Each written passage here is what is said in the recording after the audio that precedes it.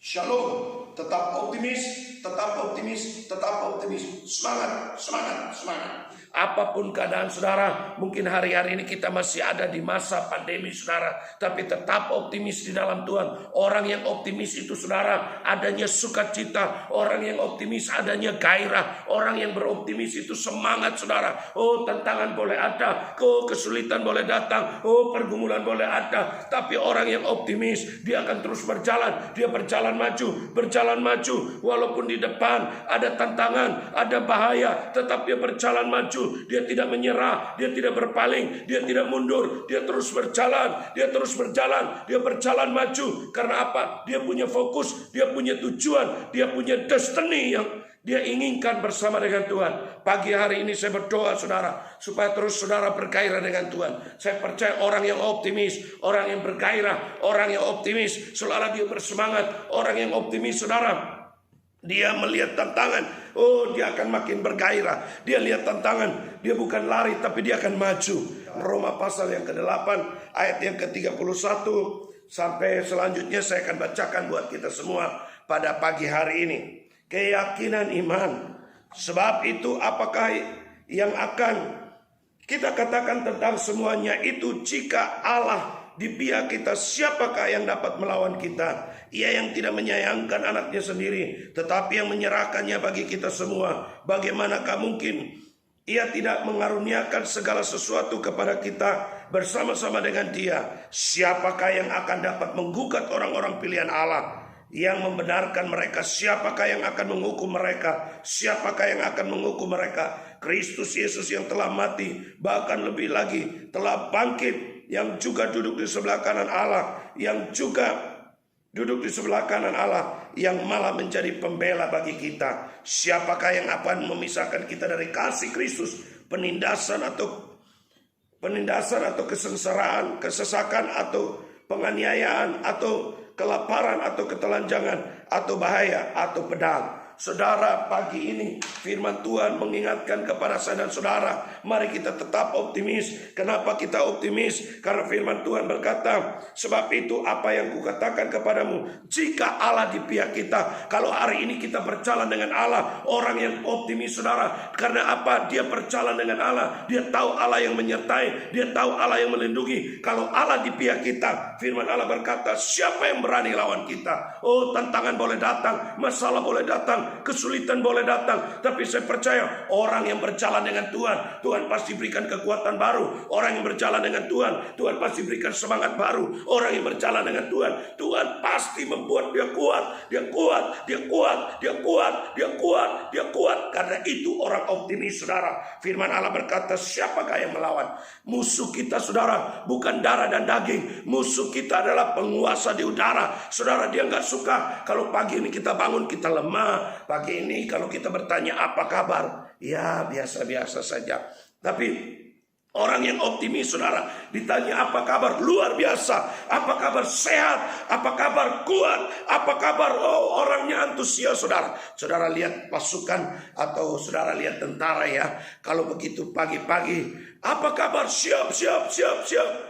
Pagi, terus semangat saudara. Itu orang optimis. Saudara, bukan orang optimis bukan berarti tidak ada tantangan. Orang optimis bukan tidak ada masalah. Orang optimis bukan tidak ada kesulitan. Kesulitan ada, persoalan ada, tantangan ada, tapi itu jadi peluang buat dia untuk melihat ada hal-hal yang luar biasa. Peluang untuk melihat perkara-perkara yang ajaib saudara. Itu orang yang optimis. Itu orang yang optimis saudara. Yang kedua dikatakan, ia yang tidak menyayangkan anaknya sendiri, tetapi yang menyerahkannya bagi kita semua. Bagaimana mungkin ia tidak mengaruniakan segala hal? Saudara, kalau Allah saja berikan anaknya Yesus Kristus, dia mau mati buat saya dan saudara di atas kayu salib, masakan persoalan kita, masakan kesulitan kita tidak ditolong oleh Tuhan. Yang berikut dikatakan, siapakah yang akan menggugat orang pilihan Allah?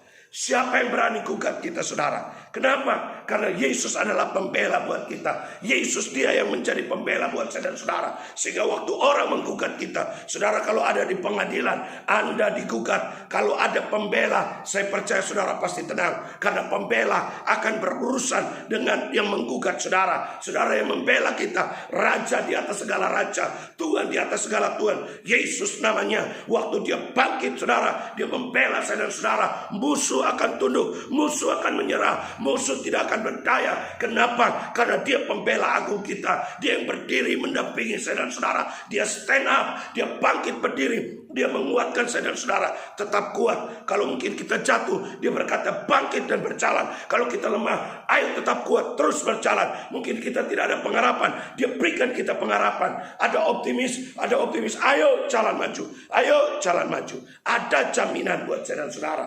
Yang berikut saudara, firman Allah berkata demikian, Kristus yang telah mati, bahkan lebih lagi telah bangkit juga duduk di sebelah kanan, malah menjadi pembela bagi kita. Saudara, ada jaminan dari Kristus. Saudara, dia yang naik ke surga, dia mati, dikuburkan. Pada hari yang ketiga, dia bangkit saudara. Dia menampakkan diri lebih dari 500 orang. Dan kepada murid-murid, saudara, dia yang naik ke surga, menyediakan saya dan saudara tempat. Dan dia duduk di sebelah kanan Allah Bapa. Dia tunggu saya dan saudara. Dia persiapkan kita yang terbaik. Waktu kita datang kepada dia saudara, oh kita kembali. Nanti saudara, satu waktu dia akan menghakimi orang yang hidup dan orang yang mati. Dan saya percaya dia akan berdiri juga jadi pembela buat kita. Jadi tidak ada yang berani menggugat saya dan saudara. Kalau hari ini saudara terintimidasi, iblis mendakwa saudara, dulu kamu jahat, dulu kamu nakal, dulu kamu miskin, dulu kamu tidak ada apa-apanya. Tapi hari ini saya mau beritahu, ada satu pribadi namanya Yesus yang menjamin hidup saya dan saudara. Teruslah bergairah dengan Tuhan, terus berjalan dengan Tuhan. Dia yang menjamin masa depan saya dan saudara. Makanya orang optimis karena dia tahu Tuhan yang menjamin masa depannya.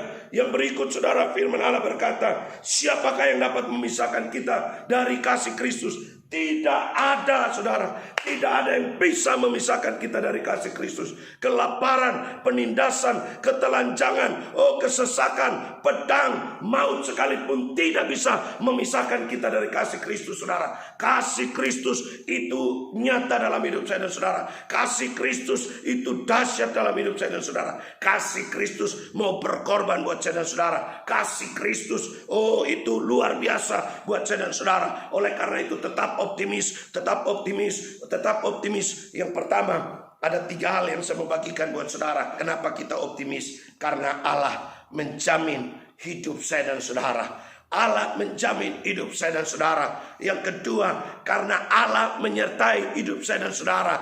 Allah menyertai hidup saya dan saudara. Yang ketiga, Allah bertanggung jawab dengan masa depan saya dan saudara. Allah menyediakan masa depan. Allah menjamin masa depan kita. Sehingga kenapa kita optimis? Kenapa kita bergairah? Karena Allah menjamin hidup saya dan saudara. Allah menjamin segala kebutuhan saya dan saudara. Allah menjamin perlindungan, penyertaan dalam hidup saya dan saudara. Bahkan Allah menjamin masa depan saya dan saudara. Itulah membuat kita terus optimis, terus kita bergairah. Masalah boleh datang, tantangan boleh datang, kesulitan boleh datang. Mungkin kita secara manusia kadang mengeluh, kadang kita berkata, Tuhan saya gak kuat. Tapi kalau Tuhan ada bersama dengan kita, saya percaya ada pertolongan demi pertolongan. Yang terakhir saudara, yang terakhir, firman Allah berkata demikian, tetapi dalam semuanya itu kita lebih dari pemenang, lebih dari orang-orang yang menang oleh Dia yang telah mengasihi kita. Kemenangan ada di pihak orang yang berjalan dengan Allah. Kenapa? Karena Allah menjamin hidup saya dan saudara.